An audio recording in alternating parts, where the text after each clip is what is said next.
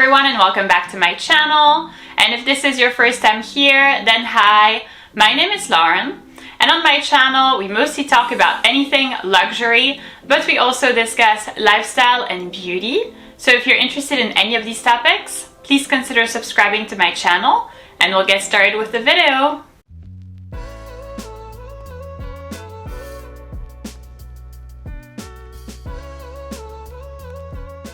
In today's video, I'm going to be presenting you the luxury items that I'm no longer buying in 2025 and what I buy instead. These are, generally speaking, items that I think are not worth the money and that I have replaced with better options. So if you're curious to see the alternatives and those luxury items, then please keep on watching. Alright, so let's get started with the first one. My first one in this category is going to be luxury makeup, so designer makeup. Think, for example, Chanel foundation, Dior lipstick, all that kind of stuff. This is something that I am no longer buying in 2025. I think that when I started my luxury journey, this type of thing was appealing because I had a small budget and I could, technically speaking, have designer goods or this luxury items for a lower price. You know, a lipstick maybe like $40 or $50. But what I wasn't considering was that over the long term, number one, you know, it was something that I was using and that I wasn't therefore keeping. And number two, I also feel like there's much better alternatives that are at a much cheaper and much more reasonable price point. I feel like a $40 or $50 lipstick, you're paying for the brand, you're paying for the packaging.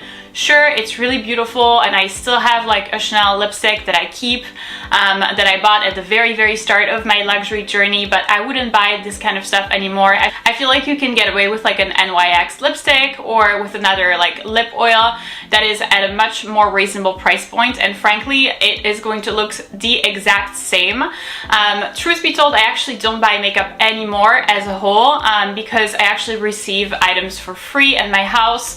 I review items on Octoly or Skeepers, and I get products for free, so I get to pick out some kind of, you know, makeup or skincare products that I like in exchange for a text review. So this is the best way to actually not buy makeup anymore. But even if I had to buy makeup, I would definitely no longer buy luxury or designer makeup anymore in 2025. Next up on our list, we have expensive designer sunglasses. That is something that I would never understand why people would pay like $500 or $600 for a pair of sunglasses. So to be honest with you, I actually only have one pair of sunglasses. I'm definitely not like a sunnies type of girl. I only have one pair. It is a pair that I bought like a million years ago. It's a pair of Balmain sunglasses that I bought at Saks of Fifth in New York a billion years ago, and that I bought for $90, 90, which I feel like is an extremely good price. These sunnies are basically, I can be as carefree as I want with them. I toss them at the bottom of my purse. I don't worry about scratches. I don't feel like I have to baby them at all. They work really good, I think, with my face and with my facial features. And I wouldn't buy expensive designer sunglasses anymore. I mean, of course, I love brands such as Chanel or Dior, and I did try on a couple of pairs of sunglasses from them. The first problem that I encountered with Chanel, which was very interesting, was that the sunglasses actually didn't look good, or actually even didn't fit well with my face. I had some sort of mark around my nose after, like, you know, trying them out. So I quickly learned that it wasn't for me, and the price point for me is very discouraging because it's just like sunglasses. It's not going to be something that's like a wow factor or anything like that. Sunglasses are very easily forgotten, you know, in places like a restaurant, a rental car, all that kind of stuff. So to invest $500 or $600 in a pair of sunglasses is very risky. I know that the way that I live my life, I like to be careful with my sunglasses. Like I said, toss them at the bottom of my purse. For a pair of sunglasses, it's like $600. That's really sad. So I don't think that I could do that. Frankly, I have seen a lot of people that have, you know, entire collections of designer sunglasses, and I respect that, and I think that's awesome, but I couldn't see myself doing that. I think, you know, overall, I like to save for bigger items, and I like to try to invest my money in bigger items that I think will last longer and that I think will be, you know, timeless and that I will get a lot of use out of, versus like small things that are like, you know, in a mid-price range, like $500 or $600. Of course I can afford that, but I would rather save up for much larger items. Next on my list of things that I'm no longer going to be buying in 2025, we have custom jewelry. And this is something actually that I used to buy when I started my luxury journey. I think I actually started more or less with my first designer item being a pair of Chanel custom earrings. You know, the little like CC logos with the little like sparklies in there. That was what I had, and I mean, I love the look of them, don't get me wrong, I absolutely love the look of them, but I quickly realized I was allergic to metal. So that meant that my ears would hurt so badly after wearing the earrings that, you know, I would get my ears super irritated and that I couldn't wear the earrings for like, let's say like another, you know, couple of days after wearing them for like a couple of hours. So it was really, really impractical.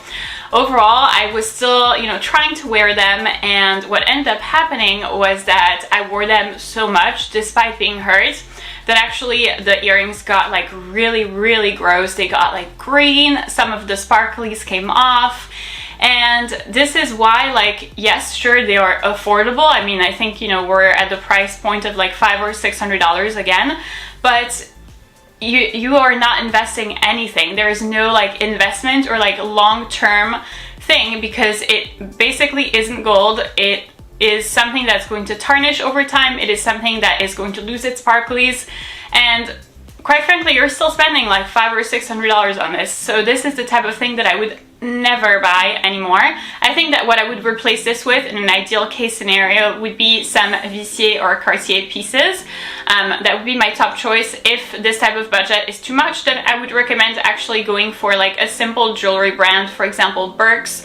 This is like the Canadian equivalent of Tiffany's. I have a pair of really beautiful earrings that I love, that cost I think like $1,300 or $1,400, which is not too much. It is solid white gold, it has a freshwater pearl and some diamonds. So I mean, quite frankly, I would prefer to save up a little bit longer and invest about twice that price, and have a real piece of jewelry instead of just like custom jewelry.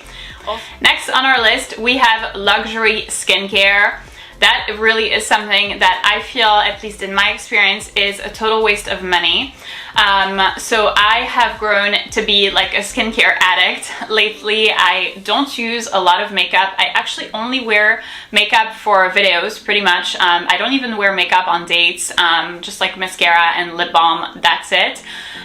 So I don't wear a lot of makeup, but I'm very heavy on skincare. I love skincare. I love taking care of my skin. I feel like it has considerably improved over the years, and it is not because I have bought luxury skincare. So like I've mentioned before, I actually am lucky enough to receive products at home. So once in a while I will receive something nice from Clarins or something like that. But overall, I have not been able to say that those products have been so much better than their cheaper counterparts. I really don't feel like it's the case. I know that some people are willing to pay like $300 for, you know, a moisturizing cream from La Mer or La Prairie. But for me, this would never be the case. I think that my number one thing that I would recommend for perfect skin would be tretinoin. I have started about a year ago of using tretinoin, and it has been amazing for me. I feel like I am finally seeing the results that I want. My skin is much more clear. I have gotten rid of some of the fine lines that I wanted. In general, it's very glowy, very bright. So it's finally to a point where I want, and it is not because of luxury skincare. I honestly do not see the difference in the results of using something that's like $300 versus using something that's $50. I mean, don't get me wrong, I wouldn't necessarily go get my skincare at a drugstore. That may be a little bit of a stretch, but you know, there's an in-between. There's an in-between like $300 and like 10. So I think my sweet spot would be, you know, around like Sephora or Ulta. Like that's around the sweet spot that I would be willing to pay. But yeah, I really don't think that those super luxury brands of skincare are worth the hype at all. I think it's about, you know, the packaging, and obviously you're paying for the brand. Next, we have what I would call 500 SLGs. I really don't think that SLGs are a great place for me to invest my money in 2025. I have actually released a video pretty recently about my SLG collection, so if you are interested in seeing the pieces that I have, then I will go ahead and leave the link to the video in the little information link over here for you to see it. Generally speaking, I have very few pieces. I am very happy with the pieces that I have, and those are pieces that I've had for a really long time, that I've been very happy with, that I use a lot. And I wouldn't consider buying like 500 SLGs. I don't think that for me this would make me happy, or this would, you know, change anything. I know that they are at a much more reasonable price point than bags, of course, so in a sense, yes, it is easier to get, you know, like a Chanel card holder than it is to get a Chanel bag. But for me, the sensation that I would get of getting that Chanel card holder wouldn't be anywhere as close as what it would be if I were to get a Chanel bag, so I wouldn't be, you know, that happy.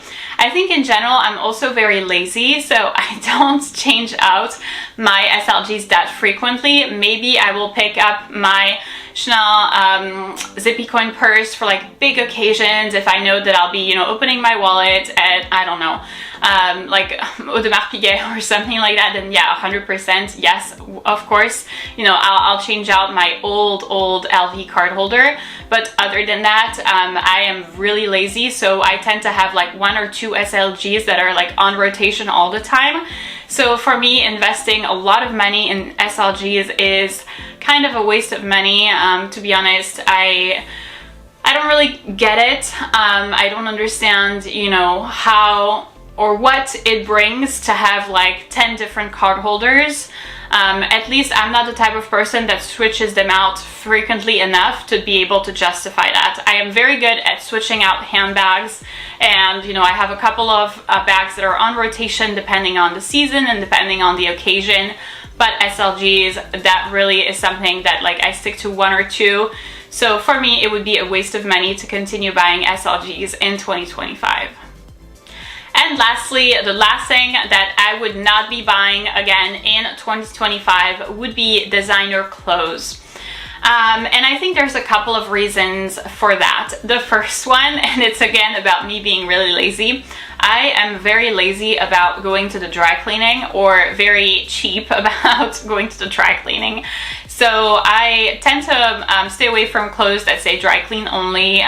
Most designer clothes will be dry clean only. And even if I manage to find one that's not, that's, you know, like hand wash for me is acceptable. Dropping, let's say, you know, $1,000 on a Zimmermann dress, for example, is not something that I would consider doing, simply because I think that there are so many better options out there, including dupes, including, you know, dresses that are like Zimmermann inspired. I actually came across a brand fairly recently that's called Evernew. It's an Australian brand. It is available in Canada at Hudson's Bay, and I'm pretty sure that they actually do ship to the US, but you have to check that. I'm gonna write it down here, Evernew. And they have the best dresses. I mean, I just got a dress. It's pink. It's really, really cute. I get so many compliments on this dress because people are like, oh wow, is it a Zimmermann dress? It looks so cute. I love it. And for me, it's about, you know, dressing up some very, very basic pieces.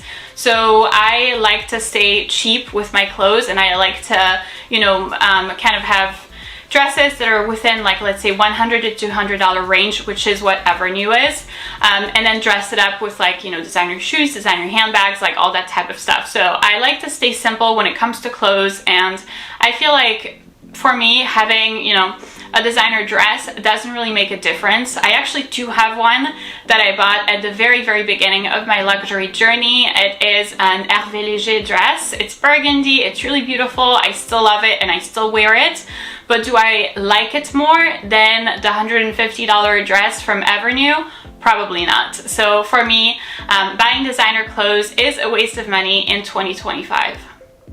So that's it for this video, guys. Thank you so much for watching.